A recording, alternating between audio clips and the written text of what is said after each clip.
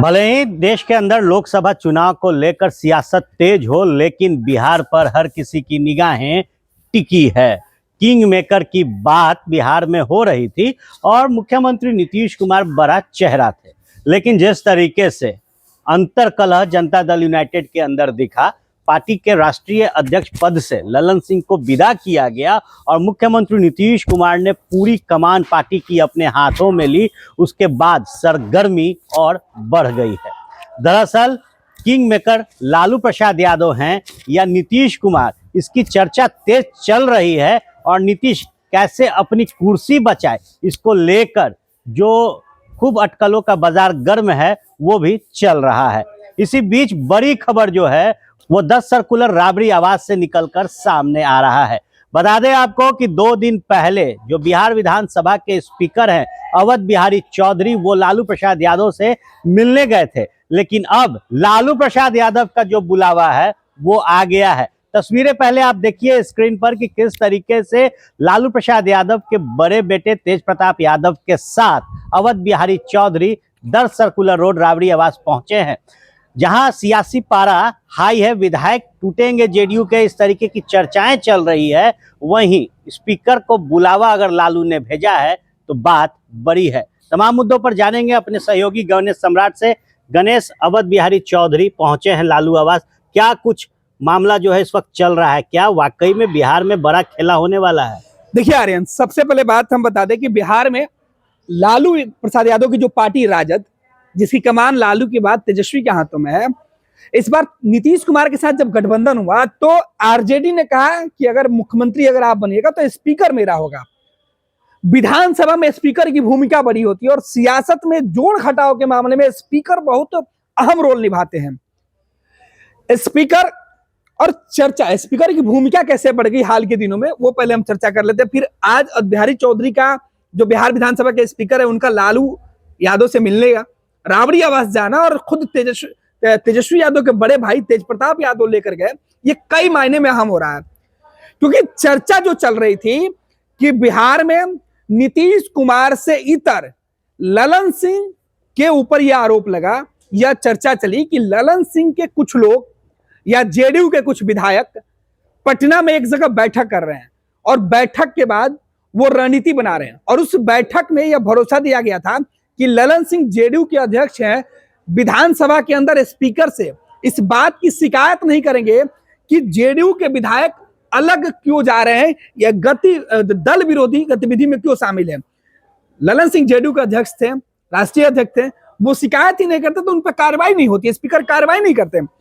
और इसी बात का एक पूरा जो सिनेरियो बन रहा था बैठक में, एक दर्जन के आसपास जो विधायक थे उनको यह भरोसा दिलाया गया था कि आप अगर नीतीश कुमार के साथ छोड़कर तेजस्वी यादव को मुख्यमंत्री बनाने के लिए आप अगर साथ दीजिएगा तो आपकी सदस्यता नहीं जाएगी, क्योंकि स्पीकर राजद का है और राजद के स्पीकर जो लालू प्रसाद यादव चाहेंगे वही करेंगे और जो ललन सिंह लालू प्रसाद यादव से कहेंगे वो स्पीकर करेंगे।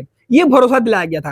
हालांकि इस बातों को लेकर ललन सिंह खुद बता रहे हैं कि ये कोरा बकवास है, ये कयास है, लेकिन चर्चा बिहार में इसी तरीके से होती रही और इन्हीं चर्चाओं के बीच ललन सिंह का इस्तीफा भी हुआ, ये चर्चा थी। देखिए, जब भी इस तरीके का माहौल बनता है, नीतीश कुमार असहज हो जाते हैं, नीतीश कुमार को दिक्कतें होती है और नीतीश कुमार के बारे में कहा जाता है कि इस तरीके की जब अटकलें होती है तो फिर वो बड़ा फैसला करते हैं। तो क्या लालू प्रसाद यादव भी समझ रहे हैं कि अगर आग धुआं उठी है तो आग लगेगा और डैमेज कंट्रोल कैसे किया जाएगा, क्या आगे की रणनीति होगी, किस तरीके से खुद को सत्ता में बचाए रखना है, इन तमाम चीजों की बात होगी। अब लालू प्रसाद यादव नीतीश कुमार के जेडीयू के राष्ट्रीय अध्यक्ष बनने के बाद अब अपने विधायकों को या अपने लोगों के बीच ये मैसेज देने की कोशिश में है कि अगर नीतीश कुमार को लेकर जो चर्चा चल रही है कि नीतीश कुमार बीजेपी की तरफ जा रहे हैं, कि अगर ऐसे परिस्थितियों में अगर नीतीश कुमार राजद का साथ छोड़ते हैं तो विधानसभा के अंदर जो हमारी स्थिति है,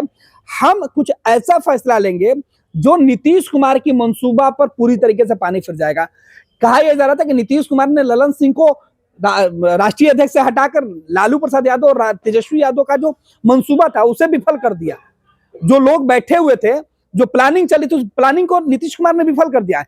लेकिन अब प्लानिंग के बाद प्लान ए फेल हुआ तो प्लान बी कैसे एक्टिव हुआ, और इसी एक्टिव होने के चक्कर में बिहार के पूर्व मुख्यमंत्री और राजद के राष्ट्रीय अध्यक्ष लालू प्रसाद यादव अगर बिहार विधानसभा के स्पीकर को अपने आवास पर बुलाए हैं मिलने के लिए, तो ये काफी अहम हो जाता है। आज के समय में सियासत में ऐसे अगर स्पीकर लालू प्रसाद यादव से मिलते तो कोई बड़ी बात नहीं थी। आज भी आरजेडी की तरफ से सफाई आ सकता है कि कोई बड़ी बात नहीं थी स्पीकर का लालू आवास जाना, लेकिन जिस तरीके से बिहार में राजनीतिक गतिविधि चल रही है, ऐसे गतिविधियों के बीच स्पीकर को राबड़ी आवास में बुलाना और सीधे तौर पर मैसेज देना कि तेज प्रताप यादव साथ गए, मतलब कितनी गंभीर बात है। लालू प्रसाद यादव और बिहारी चौधरी को एक फोन भी कर देंगे तो लालू प्रसाद यादव के फोन कॉल पे या 10 सर्कुलर आवास के किसी भी व्यक्ति के फोन कॉल से स्पीकर सीधे राबड़ी आवास आ जाते हैं। लेकिन तेज प्रताप उनके साथ आए हैं तो ये कई मैसेज दे रहा है, और ये मैसेज नीतीश कुमार को देने की कोशिश है कि हम भी अपने प्लानिंग से पीछे नहीं है। अगर आपके ऊपर बदलेगा, आप अगर दूसरे तरफ सोच रहे हैं तो हम भी आपके बैकअप में या आपको सबक सिखाने के लिए। इस बार राजद चूकने वाली नहीं है। पिछला बार 2015 के चुनाव में महागठबंधन बनी थी और उस वक्त लालू प्रसाद यादव कहां चूक गए थे? लालू प्रसाद यादव विधानसभा में चूक गए थे, तेजस्वी यादव विधानसभा में चूक गए थे कि डिप्टी सीएम तो थे, लेकिन उस वक्त स्पीकर उनका नहीं जेडीयू का था। और जेडीयू के स्पीकर होने के नाते यह हुआ कि सीधे तौर पे आरजेडी चाहकर भी सदन के अंदर अपनी ताकत नहीं दिखा पाई, और वो जो करना चाहते थे लालू प्रसाद यादव नीतीश कुमार की गैर मौजूदगी में, वो नहीं कर पाए। और नीतीश कुमार के साथ राजद का रिश्ता टूटा, सरकार से बाहर हो गई राजद, रातों रात राजद से बाहर, सत्ता से बाहर हो गई। इस बार लालू प्रसाद यादव नहीं चाहेंगे कि राजद को सत्ता से बाहर होना पड़े, बल्कि जरूरत पड़ी तो राजद खुद फैसला लेकर ड्राइविंग सीट पर बैठ जाएगी, क्योंकि विधानसभा के अंदर उनके पास पावर है, स्पीकर उनका है, वो जब तक चाहेंगे हाउस को चला सकते हैं। अगर तेजस्वी यादव को मुख्यमंत्री अगर बना दिया जाता है नीतीश कुमार से भरोसा साथ छोड़कर, नीतीश कुमार से गठबंधन तोड़कर, तो उनको सदन में, हाउस में, फ्लोर पे टेस्ट करवाना होगा। लेकिन ये तब होगा जब स्पीकर उनका होगा। ये कई दूसरे पार्टी के विधायकों को अयोग्य घोषित कर देंगे। तो एक संक्षिप्त में जानना चाहेंगे कम शब्दों में कि क्या लालू यादव इस परिस्थिति में वैसे विधायकों को साधना भी चाहेंगे जो मुख्यमंत्री नीतीश कुमार से नाराज हैं, या नीतीश कुमार अगर पाला बदलते हैं, बीजेपी के साथ जाते हैं और जो विधायक अनकंफर्टेबल हैं कि इस गठबंधन में चुनौती बनी रहेगी, क्या लालू प्रसाद उन पर भी फोकस करेंगे? बिल्कुल, देखिए 2020 के चुनाव में लालू प्रसाद यादव ने कर दिया था। लालू प्रसाद यादव ने जेडीयू को नहीं बल्कि बीजेपी के विधायक को लालू प्रसाद यादव ने फोन किया था और फोन कॉल वायरल हुआ था। तो ऐसे नहीं कह सकते हैं कि लालू प्रसाद यादव सत्ता में मजबूत स्थिति के साथ साथ खुद सत्ता पर काबिज होने के लिए वो फोन कॉल्स नहीं कर रहे होंगे, वो बात नहीं कर रहे होंगे, या उन विधायकों की नब्ज नहीं टटोल रहे होंगे जो किसी भी परिस्थिति में नीतीश कुमार का साथ छोड़ के आ सकते हैं। और विधानसभा का चुनाव जीतने के बाद हर विधायक की यही इच्छा होती है कि वो सत्ता में पहुंचे, वो मंत्री बने, वो सुख सुविधा का लोभी हो।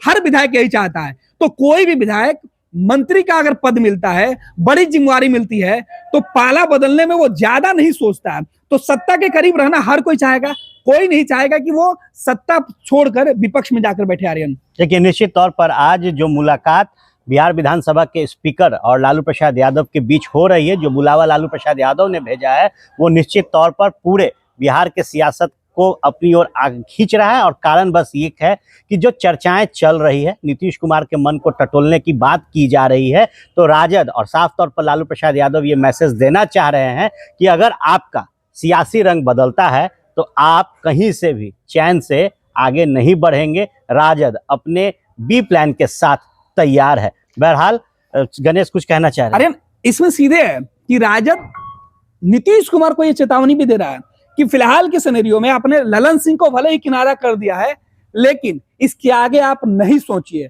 अगर आप सोचिएगा तो हम चुप नहीं रहेंगे और इस बार इतनी आसानी से सत्ता नहीं छोड़ेगी। देखिए, सत्ता की लड़ाई और सत्ता नहीं छोड़ेगी राष्ट्रीय जनता दल आसानी से। गठबंधन हुआ जब नीतीश कुमार और लालू प्रसाद यादव की पार्टी का, उसके बाद नीतीश कुमार ने यह स्पष्ट किया था कि आने वाले दिनों में बिहार का जो नेतृत्व है वो तेजस्वी यादव करेंगे। लेकिन उस दौरान भी ये कहा जा रहा था कि क्या आसानी से नीतीश कुमार कुर्सी छोड़ेंगे। लेकिन अब वक्त आया है, कमिटमेंट की भी कई बातें हुई थी और शायद कमिटमेंट पूरा न होने के कारण जो बिहार में माहौल बना है उसका ये एक नया आयाम लिखने की कोशिश की जा रही है। बने रहिएगा फर्स्ट बिहार झारखंड के साथ, क्योंकि बिहार से जुड़ी हर एक राजनीतिक खबर सबसे पहले आपको यहीं मिलेगी। धन्यवाद।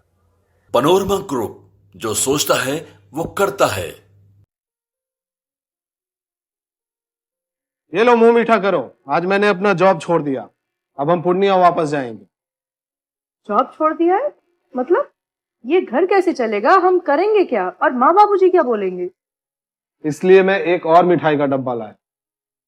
अपने बिजनेस के लिए लोन अप्रूव हो गया। अरे लोन अप्रूव हो गया वो तो ठीक है, लेकिन पूर्णिया में हम रहेंगे कहाँ? अपना घर भी तो नहीं है वहां। इसलिए तो एक और मिठाई का डब्बा अलग से लाया हूं। हमने पूर्णिया में घर ले लिया है, पूर्णिया के ई होम्स पैनोरमा में। पूर्णिया में पैनोरमा ग्रुप लेकर आए हैं ई होम्स पैनोरमा। बड़ा घर, आलीशान जिंदगी और अत्याधुनिक सुविधाओं के संग। अरे अरे, अब क्यों मुंह मीठा करवा रही हो? क्योंकि हम घर वापसी जो कर रहे हैं। घर वापसी की खुशी पूर्णिया में ई होम्स पैनोरमा के संग। E homes panorama, luxurious lifestyle redefined.